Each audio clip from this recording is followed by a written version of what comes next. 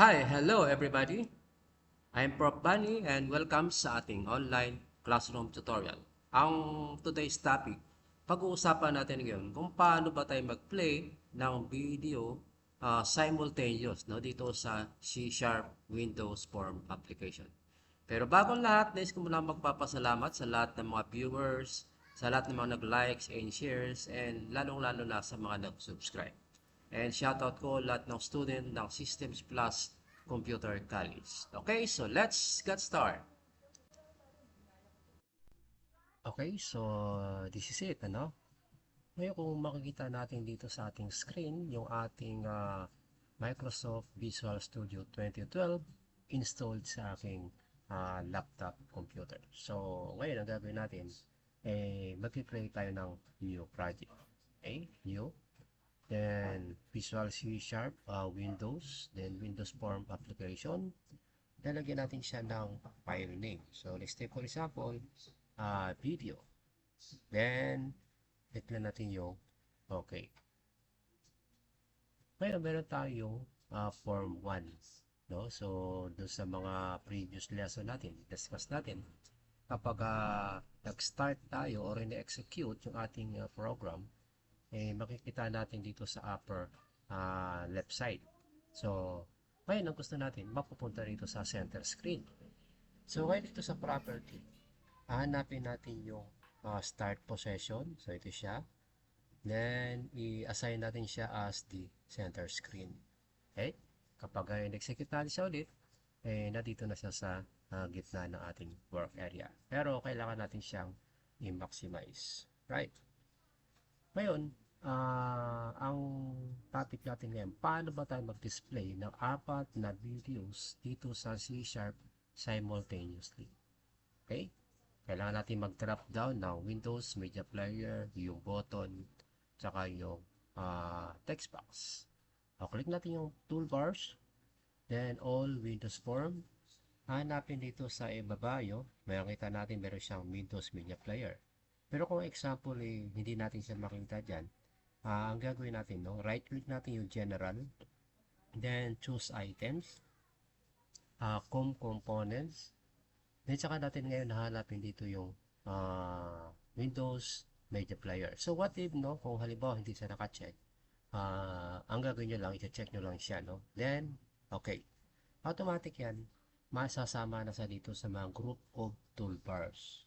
Okay, ngayon ang gagawin mo yan, i-drop down na natin dito sa ating work area. Okay, then, i-resize.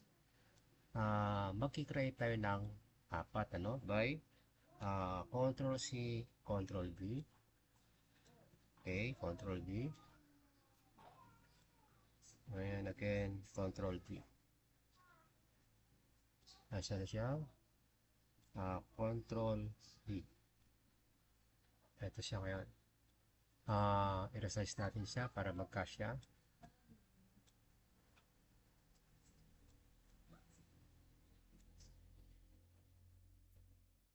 Right. So, here. Kapag i-execute ko siya, start. Okay, so kailangan naka-zoom. Yun, meron tayong apat na Windows Media Player. Okay, so ngayon, ang gagawin natin dito, compress natin na konti. Alright. Maglalagay tayo ng button. So, click natin yung toolbars, then yung button. Ito, lalagyan natin siya ng pangalan na text box. Gagawin natin siyang browse. Para pag nagpa-browse tayo ng mga videos na pwede natin siya i-display. So, enter. Then, balik tayo sa font. Kailangan medyo siya, font, where's the font? Ito yan. Okay, font. Bold. Then, halimbawa, gawin ko siya 16. Then, hit OK. Enter. So, i-browse. Then, kukopyahin na lang natin siya, Control C, Control V. So, lalagay ko siya dito. Control V. Control V. Right. Then, maglalagay din tayo ng text box. Hanapin natin yung text box. Ito, no? Right, nalalagay natin siya dyan. Click natin yung small arrow para medyo mas malaki siya. And then, Control C, Control V. Lagay natin siya dyan. Control V. Control V. Okay. So, dito sa ating itaas, maglalagay tayo ng, for example, button. Okay, so button. I-rename natin siya ng, for example, okay, so, Proof Bunny. Okay, so YouTube channel. YouTube channel.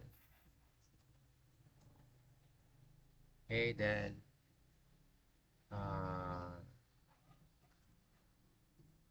YouTube channel. Then, enter. Okay.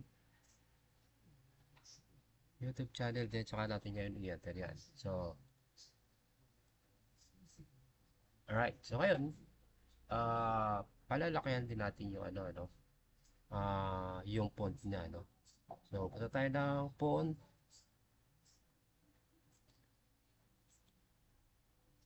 Naka-bold. Gawin natin siyang, for example, is 48. Yan, tsaka natin ngayon i-adjust na lang. Okay, Prof. Bunny YouTube channel.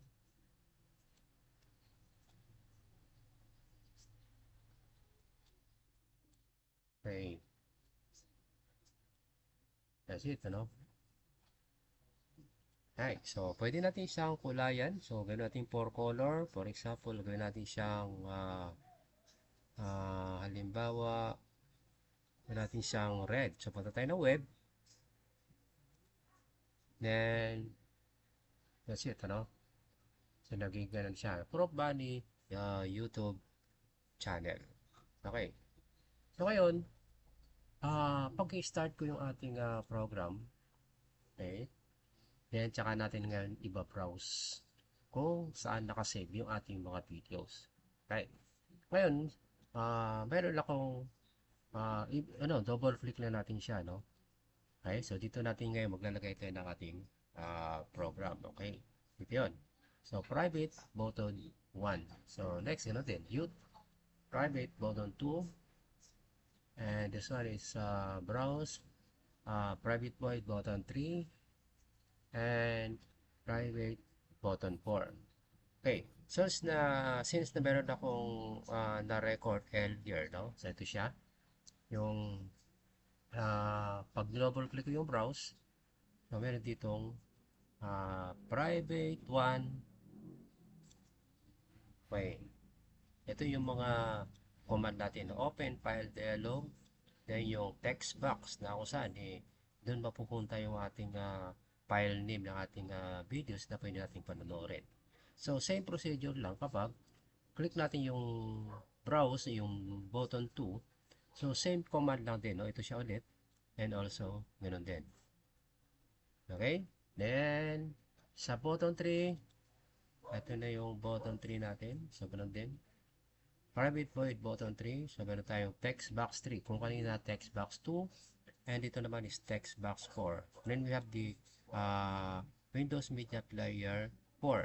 Ito naman, Windows Media Player 3. And we have Windows Media Player 4. And we have the URL, yung tinatawag natin na location.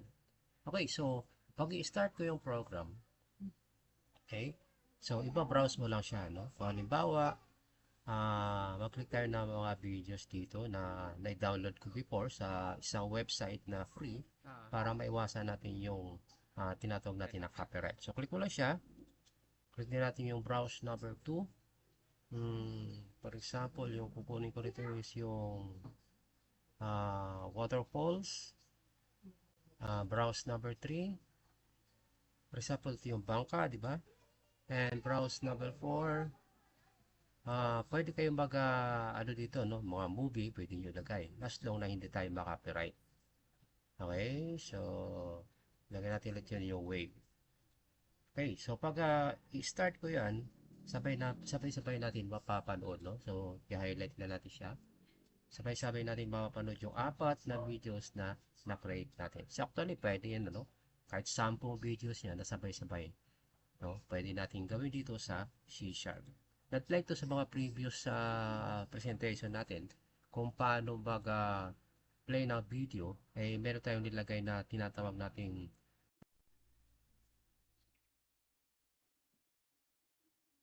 Okay, so open natin ulit, di ba? So, highlight mo na siya and play and that's it.